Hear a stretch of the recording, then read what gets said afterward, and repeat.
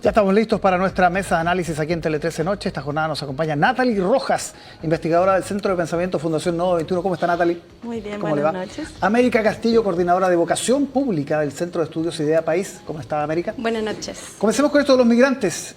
Un nuevo episodio, ¿no? Una polémica ya larga de prácticamente un par de semanas.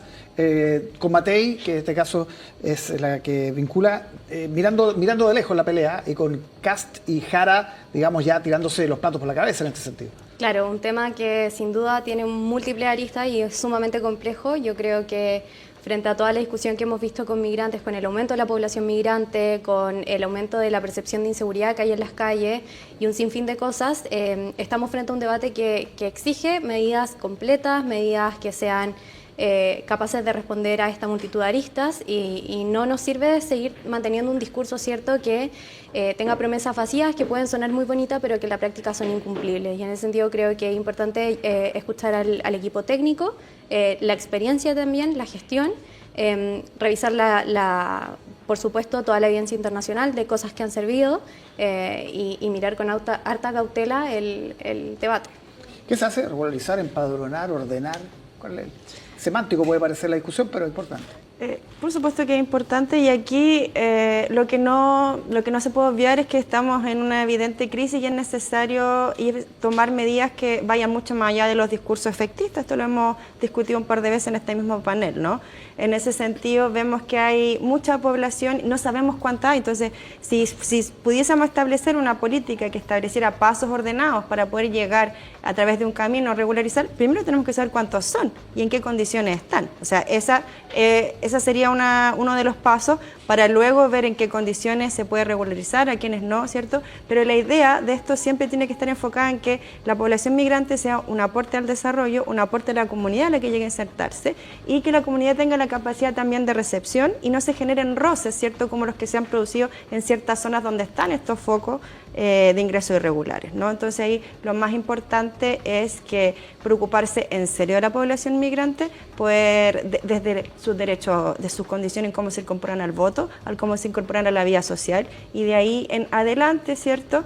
El cómo se está abordando desde la discusión presidencial es algo que por supuesto que empieza cada día a preocupar más, porque me parece que las condiciones y la dignidad de alguien que cruza la frontera de la manera en que la cruza y llega a Chile no puede ser tampoco caldo de cultivo para que se estén atrincherando, ¿no?, las diferentes candidaturas. América, voy contigo con el presupuesto, ¿no? Desde el tono del discurso del presidente con este emplazamiento directo a José Antonio Kast, que hoy día respondió furioso, esa es la verdad, hasta la falta de glosa republicana, como se ha denominado los fondos de libre disposición. ¿Qué mirada tienes respecto a estos dos puntos, por ejemplo? Claro, llevamos 17 años con un déficit bastante importante. Esto no es de los últimos 5 minutos, de los últimos 5 meses. De hecho, el Consejo Fiscal Autónomo en 2 ocasiones este año, a través de informe, habla de la importancia que es, o de la extrema urgencia que hay que ponerle a todo lo que tiene que ver con la regulación del gasto que estamos teniendo, porque los ingresos permanentes finalmente han sido más bajos que los gastos permanentes que estamos teniendo. ¿Y por qué es importante regular esto? Porque si seguimos con la proyección que estamos teniendo actualmente, el 2027 vamos a estar pasando el límite prudente de deuda fiscal. ¿Y en qué incide este límite? En la capacidad que tiene el Estado de reaccionar frente a emergencias como una pandemia, un estallido social, que son cosas que vimos. Ahora, referente a todo lo que está pasando con el tono del debate y este emplazamiento que tiene el presidente al candidato José Antonio Kast, a mí la verdad es que me parece bastante lamentable. Creo que utilizar la cadena nacional con la cantidad de televidentes que puede llegar a tener, sin duda es un error grave, y a mí me llama mucho la atención cómo el gobierno se ha concentrado en marcar la pauta de los debates electorales, llevando a los candidatos a responderle y sacándolos de la cancha de las propias candidaturas presidenciales, de hablar de las propuestas, etcétera.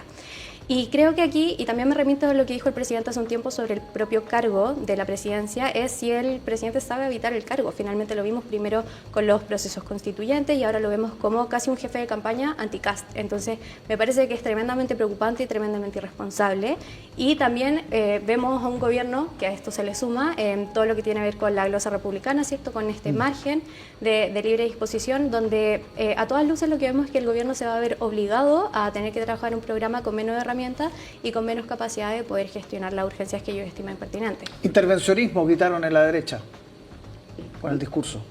No, en ningún caso. Yo creo que la presidencia es, por supuesto, que es importante, es algo que debe estar. Sin embargo, yo creo que lo que buscaba el presidente era ejemplificar lo que es una hipotética situación o cómo se vería el país enfrentado a recortes, ¿cierto?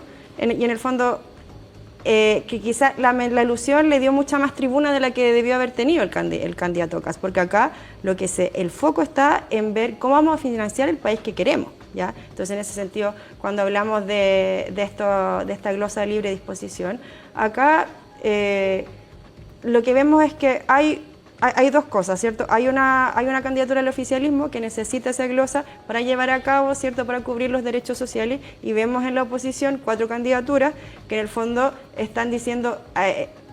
se ven cuestionados porque sus programas lo que están diciendo es con esta presión y no quieren reconocer que a través de esta misma presión tendrían que con recortes tendrían que además reducir sus derechos sociales, los derechos sociales de toda la población.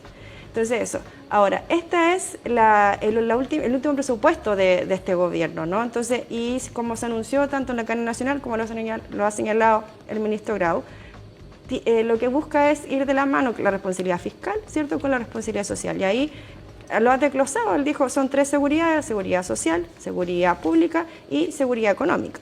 Y ahí se va a ver cómo, ¿cierto?, las 3 van dialogando y cómo estas, ¿cierto?, lo que buscan es entregar en el fondo un Chile con menos deuda, ¿cierto?, y que se encamina a superarla al 2029. América, bueno, un presupuesto enrarecido, ¿no? También con las denuncias de chutear deuda, dijo Evelyn Matei en el caso de Vivienda Salud. Ayer añadía Frank Sauerbaum en obras públicas. Y en ese sentido se habla de un déficit que es más alto que los gastos, también los ingresos se están sobreestimando. ¿Cómo toda ese ruido va a afectar en la tramitación? Sin duda va a afectar. A mí me parece que aquí hay 2 puntos bien relevantes, ¿cierto? Uno, que tiene que ver con la transparencia, y me parece que en realidad el problema de la gestión de este gobierno tiene que ver precisamente con que no hay claridad en cómo se está sobreestimando este ingreso y por qué tenemos este nivel de deuda. Y finalmente se demuestra una irresponsabilidad tremenda a nivel de gestión fiscal. Y por otra parte, bueno, la glosa la hemos tenido por los últimos 30 años, entonces también me parece irresponsable que no sé ahora, porque claro, la indicación quizá hubiese sido reducirla a cierto porcentaje, pero no eliminarla. Y por otra parte me parece también interesante mirar y llevar el debate, relevar la importancia del debate al tema de cómo afecta a las familias chilenas en términos de educación, en términos de salud, en términos de vivienda, que es sin duda lo más importante. O sea, tener o pasar estos límites finalmente afecta a los proyectos que se le pueden dar a las familias. Un presupuesto de carácter reservado, diría uno, porque hay glosas que acá se está amenazando que se van a rechazar completas. O sea, gobernar o amenazar no me parece a mí la política del chantaje. Yo creo que acá lo hemos visto, la única forma de ir avanzando es cuando los sectores se ponen de acuerdo. El mejor ejemplo es cuando se aprueba la PGU, que fue una propuesta transversal, ¿cierto?, excepto la ultraderecha que se restó. Es cosa de revisar las elecciones, pero sin embargo el amenazar con rechazarla a mí no me parece. Creo que además no estamos frente a un gasto exorbitante ni a una reducción de la deuda muy profunda. Creo que es un presupuesto que se ajusta, ¿cierto?, y viene a consolidar una serie de avances que se han hecho durante estos 4 años, y no me parece que se empiecen como a trincherar, ¿cierto?, como barras bravas dentro de la política, porque lo que necesitamos es unidad y diálogo. Natalie, América, muchísimas gracias por estar con nosotros aquí en Tele 13 Noche en la mesa de análisis. Buenas noches. Que estén muy bien, muy buenas noches.